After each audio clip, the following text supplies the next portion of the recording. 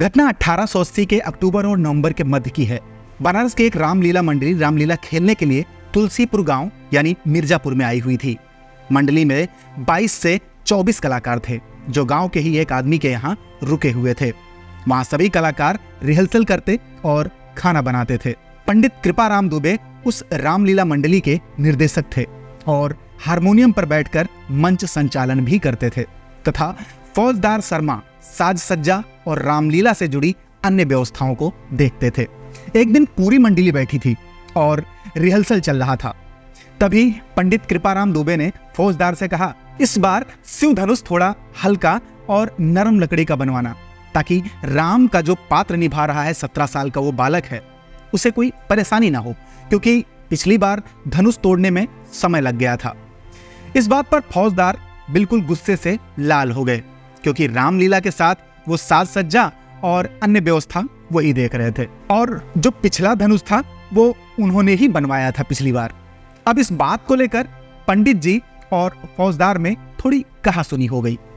फौजदार पंडित जी से काफी नाराज थे और पंडित जी से बदला लेने की सोच रहे थे। संयोग से अगले दिन सीता स्वयंवर और धनुष भंग का मंचन होना था, तो मंडली जिसके घर रुकी थी, फौजदार उनके घर गया और कहा कि रामलीला में लोहे की एक छड़ की आवश्यकता है और ये अगर घर में हो तो हमें दे दीजिए। गृह स्वामी उसे एक बड़ा और मोटा लोहे की छड़ दे देते हैं और वो छड़ लेकर फौजदार दूसरे गांव के लोहार के पास जाता है और उसे धनुष का आकार दिलवा कर लाता है। रास्ते में उसने धनुष पर कपड़े लपेटे और उसके ऊपर रंगीन कागज लगा दिया और अच्छे से सजा करके पूरा धनुष बना दिया और उसे ला करके गांव के एक आदमी के घर पर रख दिया उसने। रामलीला शुरू हुई तो फौजदार ने चुपके से धनुष का अदला बदली कर लिया।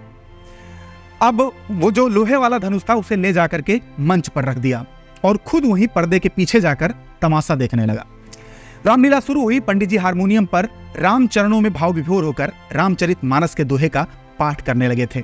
हजारों की संख्या में दर्शक शिव धनुष भंग देखने के लिए उत्साहित बैठे हुए थे। रामलीला धीरे धीरे आगे बढ़ रही थी। सारे राजाओं के बाद गुरु की आज्ञा लेकर धनुष भंग करने को लेकर प्रभु राम आगे बढ़ते हैं। धनुष उसने उठा ही नहीं। कलाकार को सत्यता का आभास हो गया था।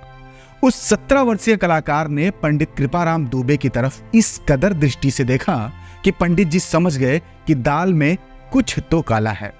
उन्होंने सोचा कि आज इज्जत चली जाएगी हजारों लोगों के सामने, और यह कलाकार की ही नहीं, स्वयं प्रभु श्री राम की इज्जत भी दांव पर लगने वाली है। पंडित जी ने कलाकार को आंखों से ही रुकने और धनुष की प्रतीक्षा करने का संकेत किया। स्वयं मर्यादा पुरुषोत्तम के चरणों में अपने आप को समर्पित करते हुए आंखें बंद करके अपनी उंगलियां उन्होंने हारमोनियम पर रख दी और राम जी की स्तुति करने लगे। जिन लोगों ने यह लीला अपनी आंखों से देखी, उन्होंने बाद में बताया कि इशारे के बाद जैसे पंडित जी ने आंखें बंद करके हारमोनियम पर अपना हाथ रखा, हारमोनियम से उसी पल अद्भुत सुर निकलने लगे। वैसा वादन करते हुए किसी ने पंडित जी को पहले कभी नहीं देखा था। सारे दर्शक मूर्तिवत हो गए और नगाड़े से निकलने वाली जो परंपरागत आवाज थी भीषण दुमदुभी में बदल गई। पेट्रोमैक्स की धीमी रोशनी पड़ने लगी और आसमान में बिन बादल बिजली बढ़ने लगी और पूरा पंडाल अद्भुत आकाशीय प्रकाश से रह रह के प्रकाशमान होता जा रहा था। दर्शकों के कुछ समझ में नहीं आ रहा था कि आखिर ये हो क्या रहा है और आखिर क्यों हो रहा है। पंडित जी खुद को प्रभु श्री राम के चरणों में आत्म समर्पित कर चुके थे और जैसे ही उन्होंने चौपाई कही, लेत चढ़ावत खींचत गाढ़े, काहू न लखा देख सब ठाढ़े, तेहि क्षण राम मध्य धनु तोरा, भरे भुवन धुनि घोर कठोरा।